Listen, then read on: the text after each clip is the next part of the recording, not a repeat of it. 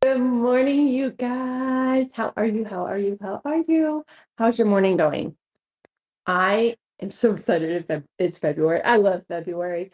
It has the best holidays of the year, starting with my birthday, but that's not why I'm bringing this up. It is also the month of love. We have Valentine's Day, we have Valentine's Day, we have all these hallmark things in the world reminding us that love is important. But you can't really appreciate love unless you love yourself, or that's what psychologists think. So this month, what we're going to do is I'm going to focus on your gut health and self-care. So what we're going to talk about today is just an overview. We're going to talk about gut dysfunction in general. For those of you who have heard this before, it is always good to have a review, especially during this time of year. We're in late winter. Our bodies are kind of tired of this stagnant. We're tired of the cloudy and the grumpy and basically the weather that is just Eeyore-ish, right? And that impacts us from the inside out.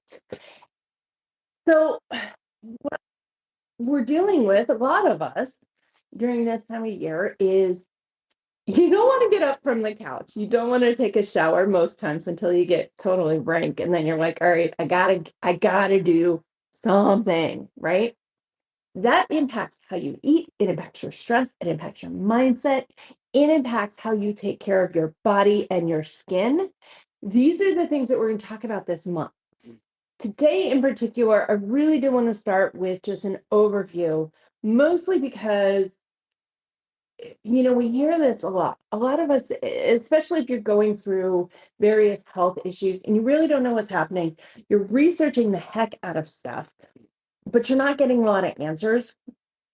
It all comes back to your gut. It all comes back to your stomach. And I really want you to keep this in mind, this one thing, as you're listening to me, as you're doing your own research. If you reach out and talk, keep this in mind. Our food fuels our body, right? The things that we put in our mouth fuels our body. What's the first place it goes? It goes into our gut. That's where the processing plant of our body is. So once it gets to that processing plant, what we feed it determines the next steps that our body takes. And we've talked in the past about how your gut and your brain are intertwined. They are like twins. Maybe not identical twins, but they can be fraternal. In some cases, they do act very identical, but they're innate. They are on the same wavelength. The gut tells the brain what to do. The brain sends out signals. The brain tells the gut what to do, and the gut does its thing and sends out signals or sends out nutrients. It triggers your stress response. It alleviates your stress response and turns it off. There's all these innate functions that can determine whether your body is healthy or unhealthy and how it is metabolizing and digesting food.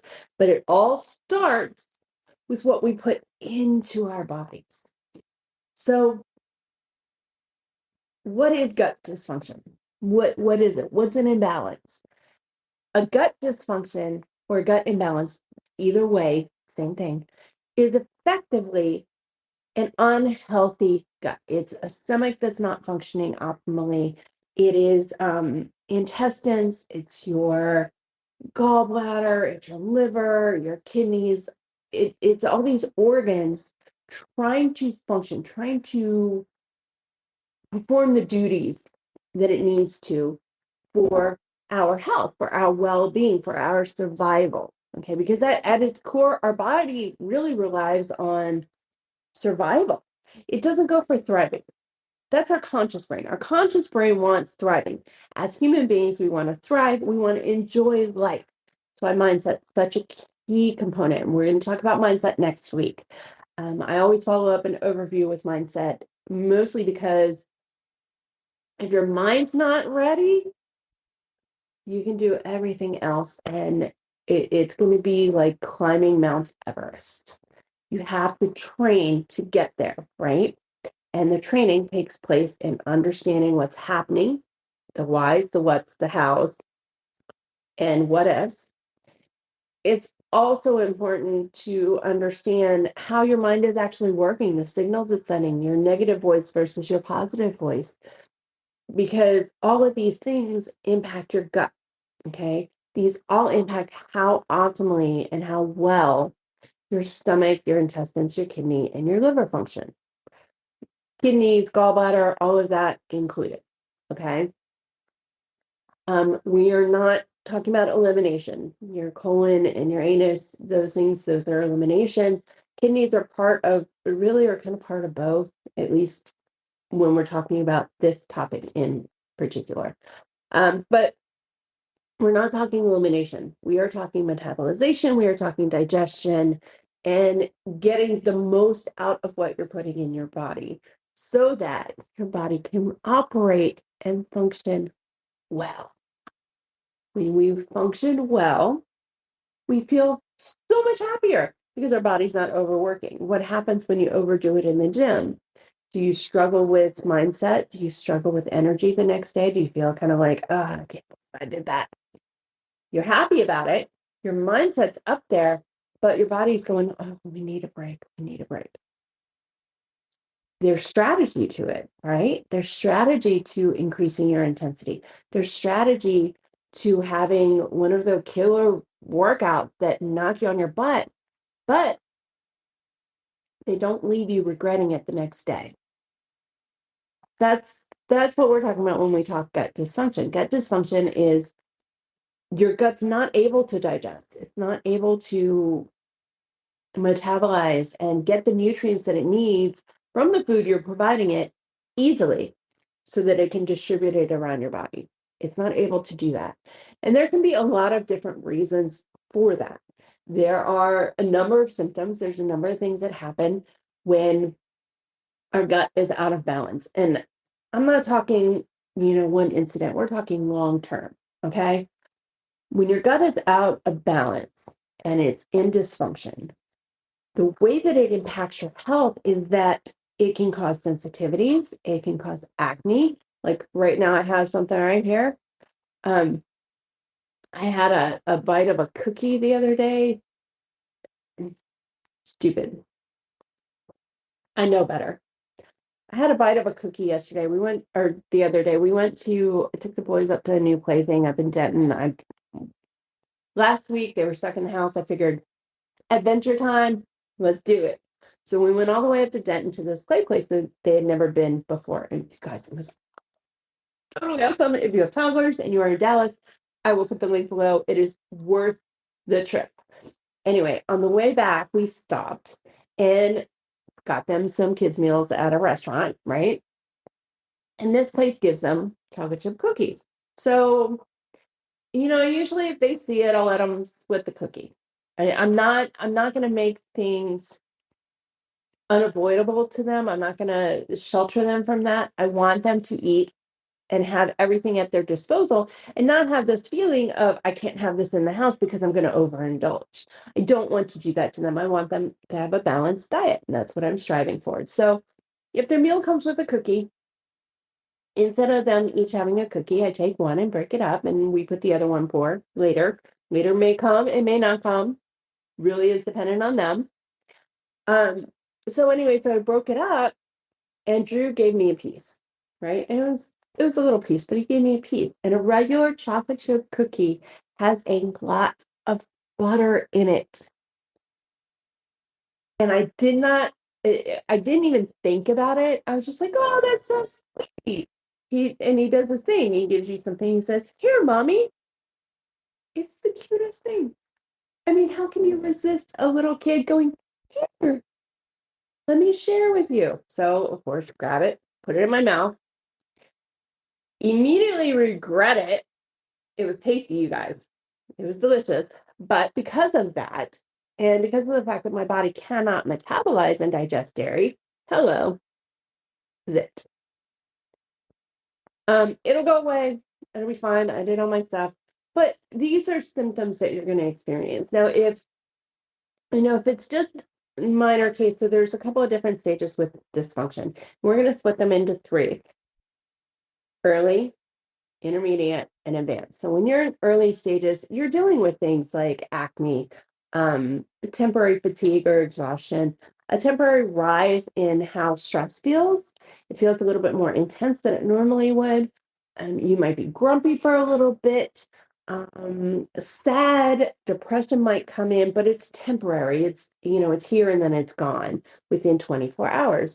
When you're looking at intermediate, things like IBS, SIBO start seeping in, um, RBDD, which I believe is now more connected towards SIBO. So what SIBO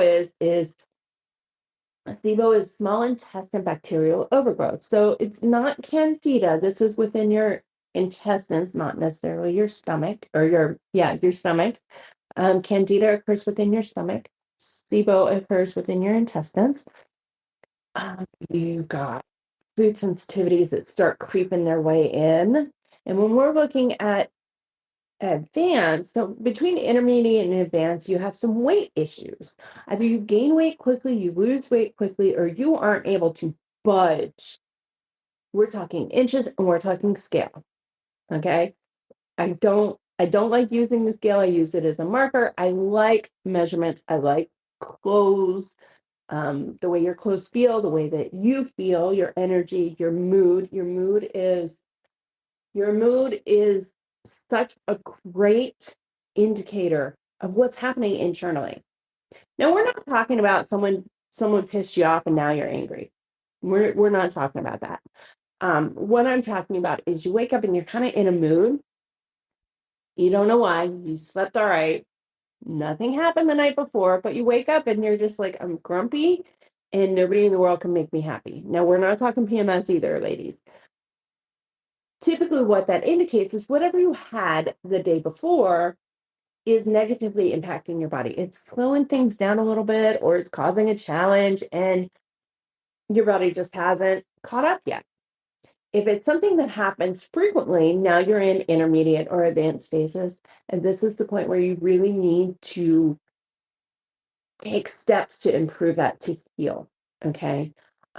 Advanced cases, when you're looking at gut dysfunction, you're looking at leaky gut, you're looking at food sensitivities that can turn into intolerances, food allergies.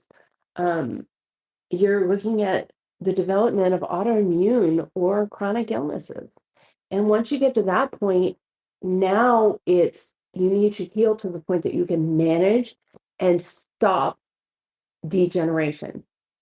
Okay. Once you hit chronic illness and you hit autoimmune dysfunction and illness, what that means is you've exhausted your system. And sometimes it's out of our control. I'm not saying this is all within our control.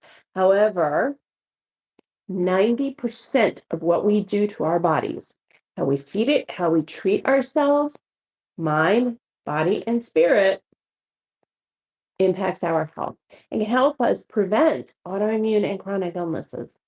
So 90% of this is within your control.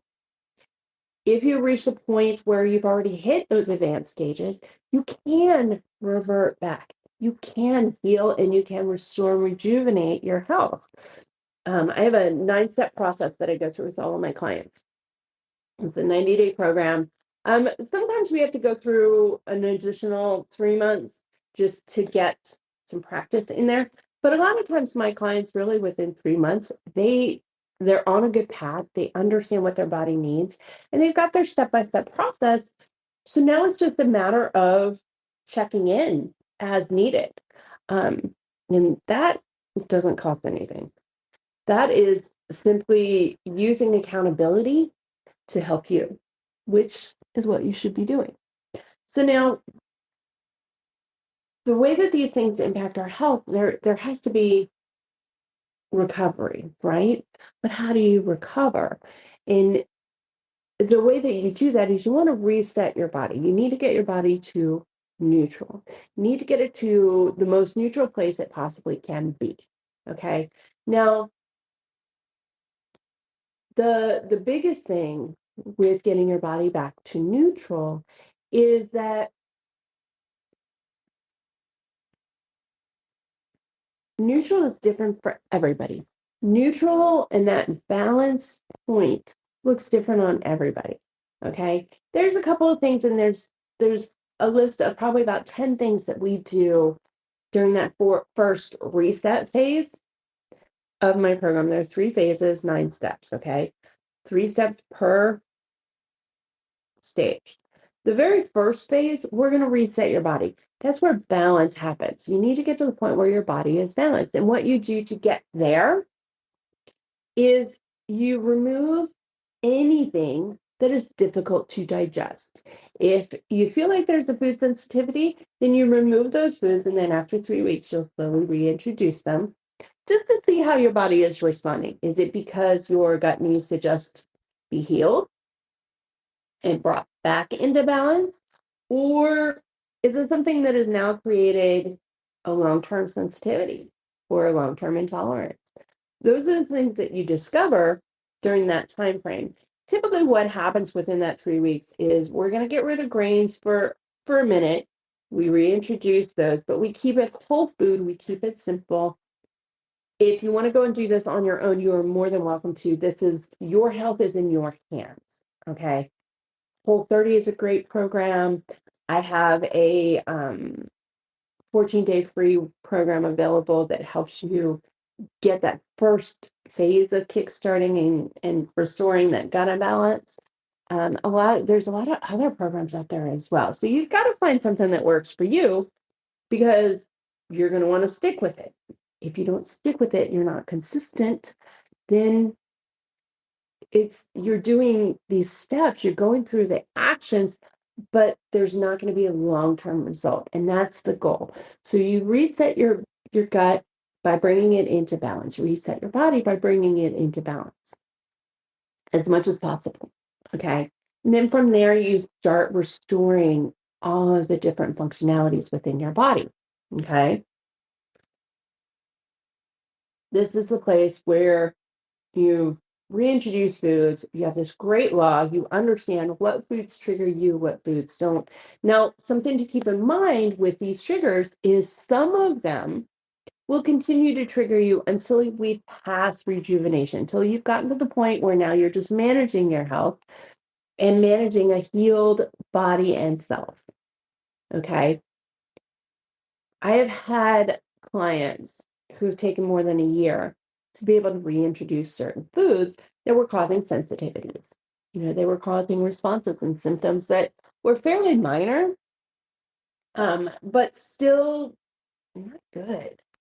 Like I had one client who she went through a whole range of testing for autoimmune dysfunction because when she would eat a certain food, and I don't remember if I believe it was corn, but when she would eat it, her body would hurt for 3 days. And we just ache, and movement was challenging because every movement hurt. It didn't matter if it was cold or if it was hot, it hurt. And we discovered what the food was. And I think about a year or so after she had finally just completely removed it and stopped eating it, it was in something that she had ordered. She didn't realize it. Um, Found out after because she tasted it, took a couple bites before she realized what was going on, and nothing happened. And what had happened during that time frame that she had not eaten this food is that her body was not only continuing to heal itself, but it was getting to the place where it wasn't affecting her as dramatically as it had initially. And that's something to keep in mind is you're healing your body, but your body can take up to a year, sometimes longer, to fully heal. If you have been under chronic stress, which causes inflammation, you guys, and inflammation, if you remember, not the dramatic, everything is swollen. Inflammation is anything that is irritated or irked within your body.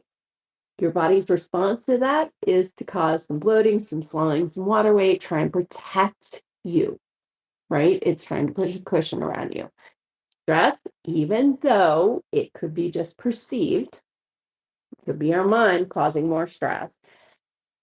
it still causes a response. And as such, our body isn't able to digest certain foods. It's not able to metabolize certain foods that are just challenging for it. And after a duration of time, her body had healed, it had been restored, she had rejuvenated it, and she had gotten to the point where she no longer felt like she had any sort of autoimmune condition. She didn't feel like she was sick at all. She was never diagnosed, for the record, she was never diagnosed with an autoimmune condition. What the doctor she was working with had concluded towards the end, after she had been working with myself and them, um, after about a year, they just decided that, you were in a very unhealthy state. And now that you shifted that around, now you have a healthier body, you have a healthier lifestyle, healthier diet, activity, mindset program, things like that. She had it all lined up. It worked for her life, so it was easy for her to maintain. A year or so in, they decided there wasn't an autoimmune condition. There was no chronic illness, and she was able to simply just manage and continue healing to the point that when she had this accidental exposure, it didn't affect her at all. And that's the ultimate goal for me, you guys, is for you to heal your gut and ultimately your body to the point that whatever sensitivities, whatever symptom triggers you are currently dealing with are gone for good. Because a lot of times, if you can catch this early enough, you can prevent long-term illnesses like autoimmune dysfunction and chronic illnesses like diabetes. All right. So when you get to that place where you're now healing and continuing to heal, you want to get into a mindset of this isn't just healing anymore. This is just lifestyle. Gut dysfunction can destroy our health. It truly can. It can destroy our health if we let it get out of control. So, rejuvenation and management includes management of repercussions. And what that means is you're managing repercussions for the things that you eat. If you're no longer eating sugar, because that, for whatever reason, is a trigger, and you've decided sugar's got to go, all sugars, um, not even, treats, and it's been a year since you had a bite of cake or a brownie or a cookie or, ice cream or whatever, and you have a bite or two, there's going to be repercussions. They're temporary. And that's what we're looking for, is a body that is so healthy that the repercussions of the foods that you treat yourself with occasionally are temporary. And there's some holistic methods that you can use to help you flush them out. Like, let's say you go and you have a brownie. This is real life. You go and you have a brownie. You have no sensitivity, so this brownie's not going to affect you, aside from the fact that you're not eating sugar and haven't for a long time. You could add in a digestive enzyme, either right before or right after. You can have some lemon ginger water, some peppermint tea, put a drop of peppermint on your tongue or under your tongue. I always prefer it on my tongue. I don't like it under. I like the taste of peppermint. So anyway, you can put peppermint on your tongue. Wintergreen and spearmint and cinnamon all work the same. So let's say you don't have access to peppermint, but there's a little shaker of cinnamon sitting next to the brownies for whatever reason. Usually, if you have a coffee bar now, you have cinnamon in a little shaker. Take the little shaker, shake it in your hand, take some cinnamon. Okay. Wipe off your hand, or, put it in a spoon, shake it in a spoon, and eat the spoon. Um, Either way, you're getting some mint in, and that mint helps metabolize, digest, and flush out the treat that you just ate. So now you're enjoying that treat without the temporary repercussions. These are not solutions for chronic inflammation. These are not solutions for repetitive and habitual treating. Like if you're going to have a treat every single day of the week, and it's something that is a sugary treat or something that is obviously not healthy for you, that those tactics will work for a while. But A, they get cumbersome, and B, your body gets wind of it. Your brain's not stupid.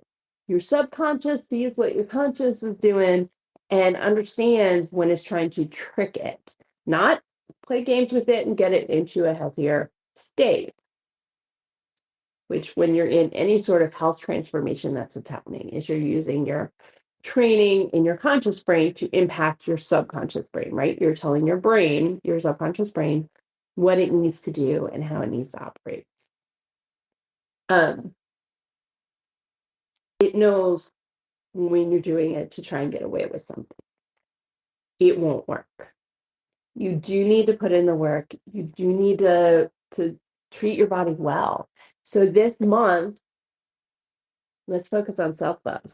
Tell me, are there 3 things you can do every day that will help improve your gut and your body at the same time? Maybe it's eat another piece of fruit, or maybe it's just eat a piece of fruit. Have an extra glass of water. Move for a few extra minutes. Spend 5 minutes writing down something positive, because what you focus on grows, right? So you focus on the positive, you focus on the uplifting. Your brain gets happy, your body gets happy. So we're going to end this by just saying, tell me your three things. Put it in the comments, DM me, let me know what your 3 things are.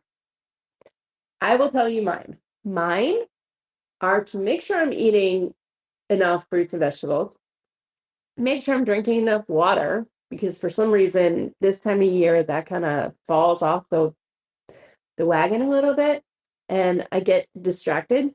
And my third thing is to focus on the people, the things that I love, including myself. To do at least one thing every day to show love around me. It's going to look different every day, but those are my 3. Now, what are yours? I am excited to hear about them. We're going to talk mindset next week, so I will catch up with you then. Have a wonderful week and chat with you later. Bye.